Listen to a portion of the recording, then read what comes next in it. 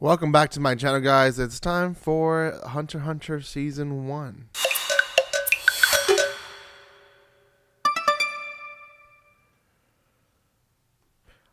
On this video, I'm going to take some time and just talk about my review impressions of Season 1. This is obviously one that has aired for a while. A lot of people have been asking me to watch it. We'll be reviewing each season separately. This is the first season, and by the first season, I can see why a lot of people are intrigued by it. I will talk about it quite a bit about what's going on in the story, but also compare it to a few other shonen animes that are doing well right now, or it did well in their prime time. So before anything though, if you have not done so by now, make sure you subscribe to my channel. There still is a giveaway that will be ending in just a few days, so make sure you go and check out the giveaway and get yourself some free merch. Lastly, I will post the second season as soon as I finish it. I haven't started it because I really wanted to do this video before even watching the second season, so I don't know what's going on. So anyways, let's start the review. So I guess you guys all know who these people are. For the most part, you guys probably know who they are, but the most famous one is going to be Gon. He's like the main character, and then there's three other main characters. Gon makes two friends at the beginning of the anime, and that is Kurapika and Leorio, and essentially both of them have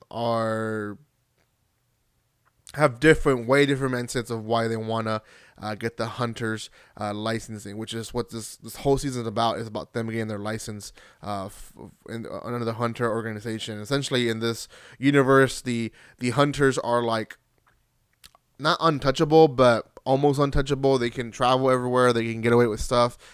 So a lot of people want to get that license. So thousands of people try to apply, and each level of testing eliminates a huge amount of people because they want them to be able to actually get the licensing and stuff like that. At the end of the day, oh gosh, how many were they?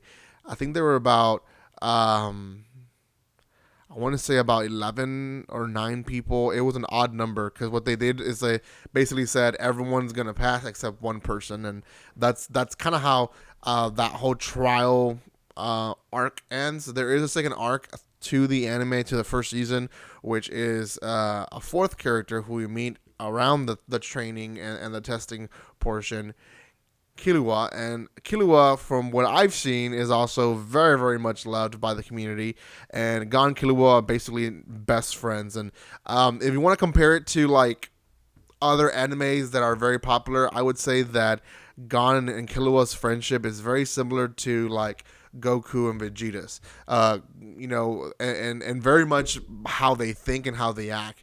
Killua is a trained assassin, and he has done bad stuff in his past. He's trying to do good now, so you can kind of get the similarity to Vegeta, to where how he was the prince of the Saiyans and he did all this bad stuff, and now he's trying to live a good life, but he still has that kind of sour attitude that if he gets mad, you want to get out of the way. So Killua is kind of the same thing, and Gon is the same thing. Now, I'm looking at my anime list. It's so interesting how all these characters are boys. And for the exception of Leorio, they're all voiced by girls. And I understand they're kids, but I just think that's very interesting how all that works. It's kind of weird to see a boy's face and then next to it a girl.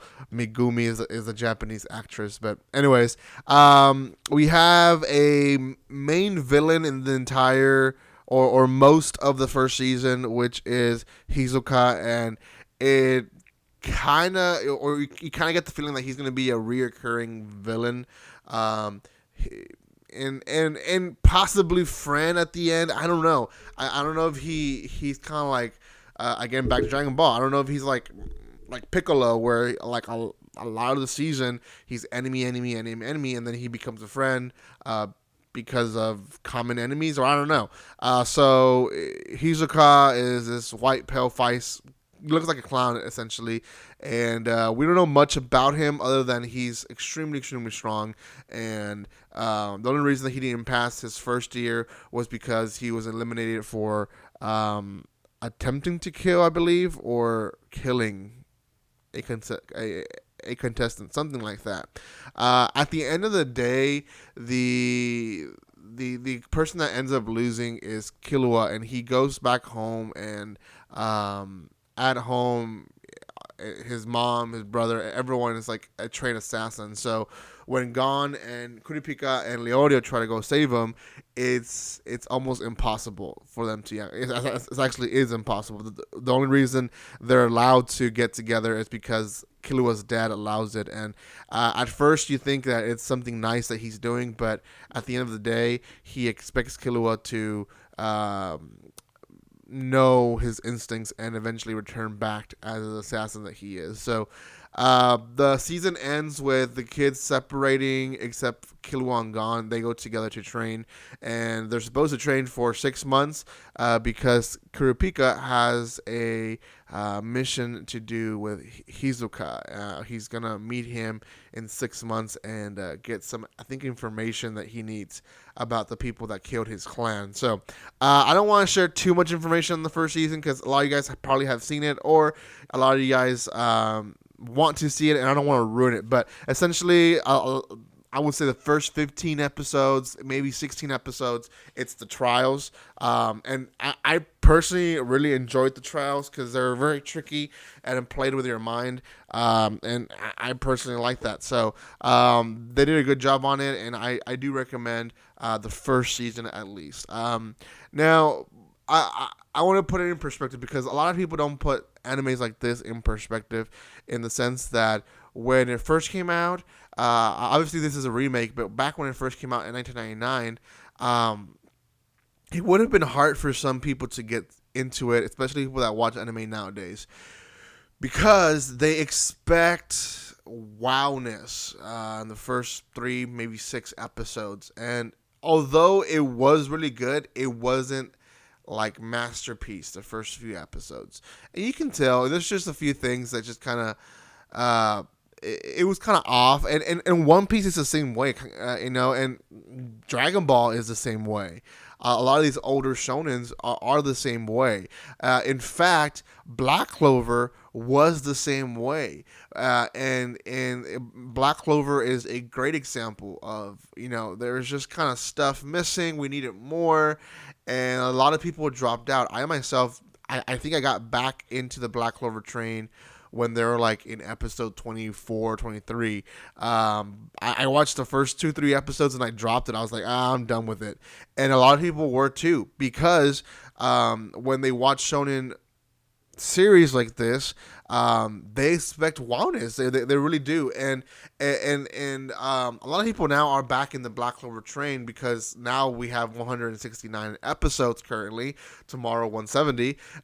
But if you put it in that context, Hunter x Hunter wouldn't have done so well in this environment, because there's a lot of people that have high expectations, and this is just kind of like the ongoing anime community. The more people there is, the more picky they're going to be. Now, I will say Hunter x Hunter, the 2011 version, which is the one I'm watching, does have a 9.09 currently at My Anime List, which if you guys don't know about ratings, that is a real high rating, because it's kind of impossible to get a bunch of geeks, to agree on liking something. But a lot of people like this one. In fact, it is ranked 6th on the best all-time anime in My Anime List. This is 6 out of millions of animes that are placed here. So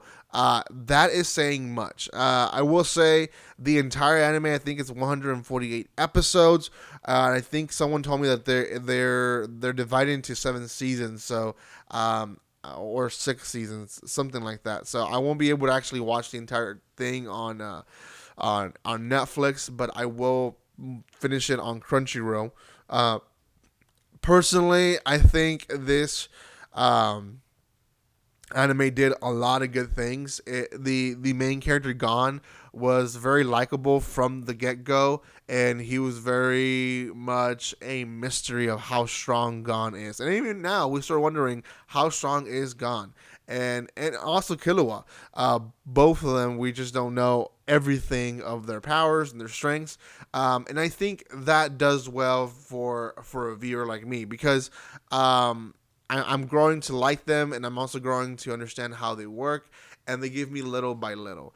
Now, a lot of shonens are built that way. In fact, the bigger ones are just that way. The character build-up is such a slow process, and a lot of people don't like that, and that's why I keep going to that. If it came out nowadays where you have this huge anime community, I think some people would have put it off for at least a season or two, but.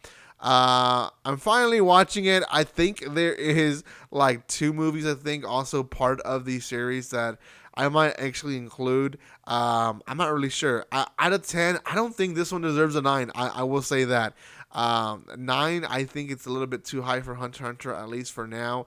I will say, out of all the shonens that I've watched, this is probably the first season that I've enjoyed the most. I compare Black Clovers, Dragon Balls, even My Hero Academia, was a little bit better, I think. But again, My Hero Academia is catering for a different type of group of people, which is right now the I expect wow immediately type of culture.